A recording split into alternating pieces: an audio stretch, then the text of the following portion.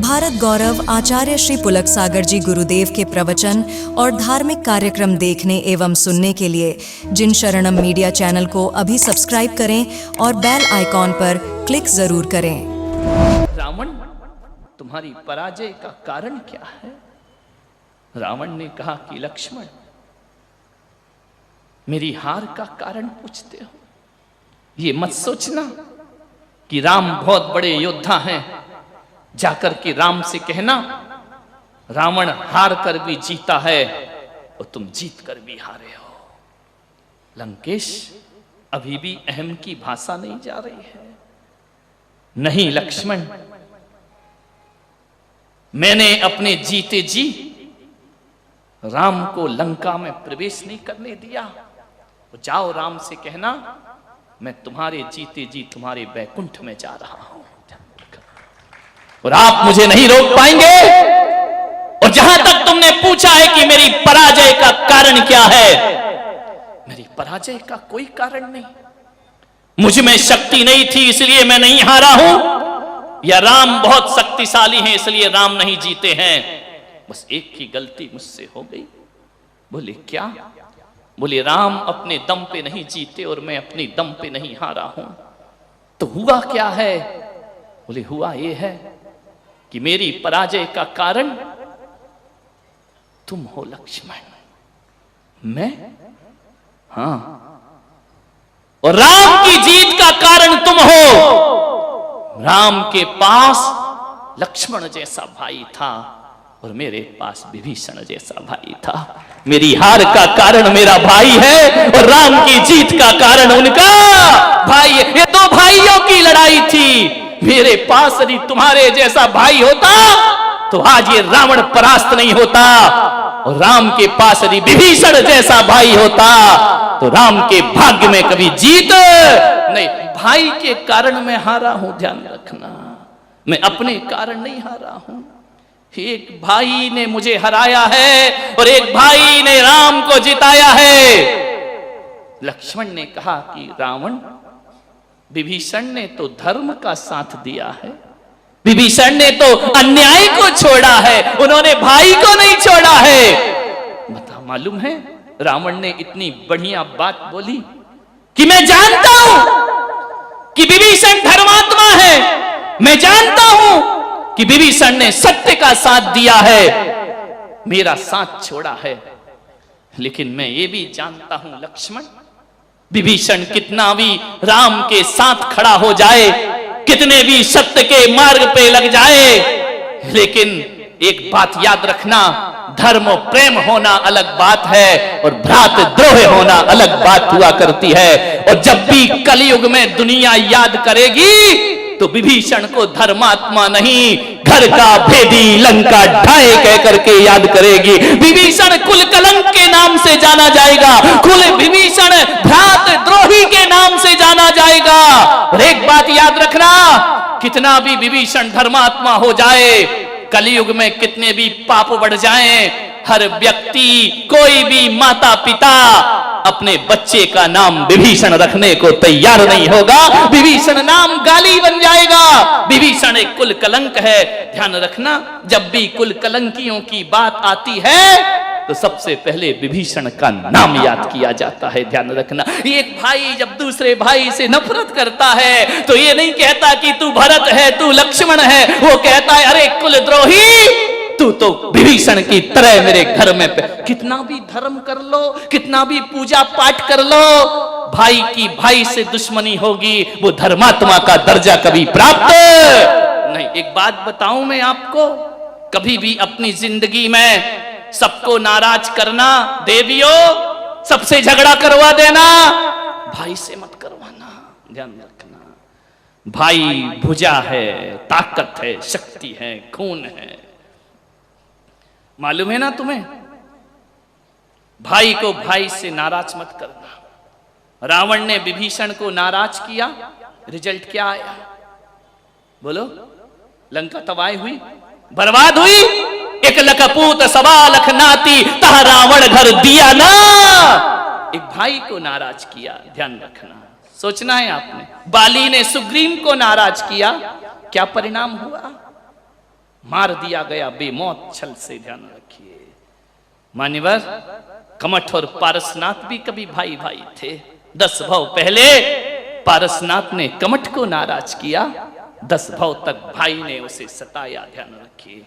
आपसे मेरा निवेदन है, भरत जी ने बाहुबली को नाराज किया, चक्रवर्ती का मान भंग हो गया। और बताऊं, प्रमोद महाजन ने प्रवीण महाजन को नाराज किया, रिजल्ट क्या आया वो आप जानते हैं, आपके सामने है। भाई को कभी भाई नाराज ना करे। कौरवों ने पांडवों को नाराज किया, पूरा हस्तिनापुर बर्बाद हो गया। आपसे मेरा निवेदन है, मुकेश अंबानी ने अनिल अंबानी को नाराज किया, रिजल्ट आपके सामने है, ध्यान रखिए। हर किसी से दुश्मनी हो जाए तो हो जाए, लेकिन भाई से भाई की दुश्मनी कभी नहीं होना चाहिए। भाई भाई के बीच प्रेम होना चाहिए, कभी नाराज मत करना। एक बात याद रखना, ये राम लक्ष्मण भरत शत्रुघ्न थे ना, ये कौन से सगे भाई थे? सौतेले भाई थे ना।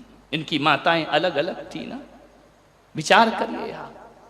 कृष्ण और बलराम ये सगे भाई नहीं थे, ये सौतेले भाई थे। पांचों पांडव सगे भाई नहीं थे, सौतेले भाई थे। 2 भाई अलग थे, 3 भाई अलग मां से पैदा हुए थे। इन सौतेलों ने वो दुनिया में अपनी इज्जत कमाई है कि भाई भाई का नाम लो तो सगे भाइयों का नाम नहीं आता। सौतेले भाइयों को लोग आदर्श मान करके जिया करते हैं। सौतेले भाइयों का सम्मान इतना महान है, ये सौतेले भाइयों ने सगे भाई से भी बड़े आदर्श। फिर तो तुम्हारे घर में सगे भाई हैं मेरे भाई। मान्यवर, ध्यान रखना।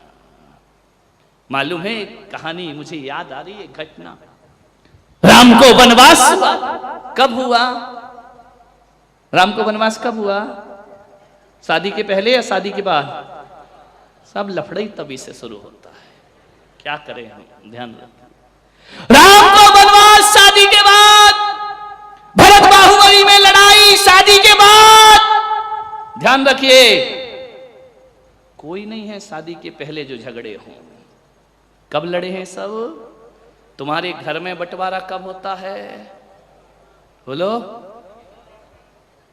वो आ जाती है ना एक लड़की, लड़की किसे कहते हैं? जो लड़ाई की लड़की, नाम बहुत अच्छा है। जो साथ रहते हैं लड़ लड़ के, वो लड़के, समझ में? भाई लड़ते लड़ते हैं फिर भी वो लड़के। और जो लड़ाई की, सॉरी तुम्हारे बारे में नहीं बोल रहा, पूना वालों की बात कर रहा हूं। तुम्हारी तो अगले चौमासे में आना, ध्यान रखिए, विचार करिए। रामायण जितने भी युद्ध हुए हैं महिलाओं से हुए। रामायण न वो शूर्पणखा आती, न ये लफड़े होते दुनिया भर के, ध्यान रखिए। मान्यवर, हमने ऐसा तो सुना है कि महिलाओं के चक्कर में आदमियों के गले कटे। आज तक किसी महिला ने आदमी के लिए अपना गला नहीं कटाया है, ध्यान रखिए, सोचना है आपको। मान्यवर, राम को वनवास हुआ, लक्ष्मण को पता चला कि भैया राम को वनवास है। दौड़े दौड़े माता सुमित्रा के पास गए। मां उदास है, पूरी महल में वीरानी छा रही है, पूरी अयोध्या गमगीन है। मां बोलो लक्ष्मण, ये महल में जो सन्नाटा है, उदासी है। मैंने सुना है कि भैया राम वनवास जा रहे हैं 14 वर्ष के लिए। सुमित्रा ने आंसू ढुलकाए। हाँ, ये बुरी नजर हमारे महल को लगी है। मां, एक वरदान तू भी मुझे देना। वरदान? पागल है क्या? ये वरदान मांगने का समय है। तेरे भैया राम वनवास जा रहे हैं, तू वरदान मांग रहा है। मां, मुझे वरदान चाहिए, अभी चाहिए, इसी वक्त चाहिए। मत मांग बेटा वरदान, ये वरदानों का दुष्परिणाम अयोध्या भुगत रही है। आपसे निवेदन करता हूं, किसी को कुछ देने का मन हो तो तुरंत दे देना, उधार वाला लफड़ा मत रखना। दशरथ तुरंत दे देते तो ये दशा नहीं होती। उन्होंने कहा तेरे वरदान उधार है, उधार वाला तो मरेगा ही मरेगा, ध्यान रखना। उधारी में तो मार डाला पूरा व्यापार तुम्हारा, ध्यान रखना। किसी को देने का मन हो तो तुरंत ले दो, बात अलग करो। ज्यादा कर्ज मत रखो किसी का। कर्ज फर्ज और मर्ज को हल्का मत समझो कभी अपने जीवन में। कर्ज भी बहुत भारी होता है, फर्ज भी बहुत भारी होता है, और मर्ज बीमारी को कभी हल्का मत समझिए, इनकी कीमत समझिए। दशरथ ने वचन दे के, मां वचन दे। लक्ष्मण वचन किस बात का? मां तू मुझसे प्यार करती है। बेटा बहुत प्यार करती हूं, कौन मां नहीं करती है? मुझे वरदान दे दे मां। क्या वरदान? पहले वचन दे। मां ने कहा फिर वचन दे मां। मां आज ही दे, अभी दे। क्या चाहिए? बोल। रघुकुल रीत सदा चले आई, प्राण जाए पर मैं देती हूं तुझे वरदान। आज एक छत्राणी तुझे वरदान देती है, मांग। लक्ष्मण क्या मांगता है?